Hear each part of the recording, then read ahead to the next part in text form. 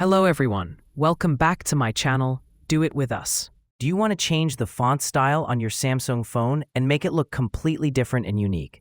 In today's video, I'm going to show you how you can change the font on your Samsung phone very easily. So make sure you watch the video till the end. So let's get started. First, open the settings on your Samsung phone. Here, you have two options. You can either go to Display or simply use the search bar at the top and type Font. After searching, you will see an option called Font Size and Style. Tap on it and the complete font settings menu will open. Now tap on Font Style. A list of fonts will appear where you will see the default Samsung fonts along with the fonts you have downloaded earlier. Select any font you like and then go back. Your phone will instantly apply the new font.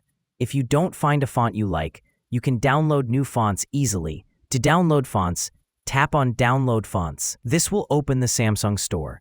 Here you will find two categories, Top Free and Top Paid. Choose any font you like. Tap on it and then tap on Download.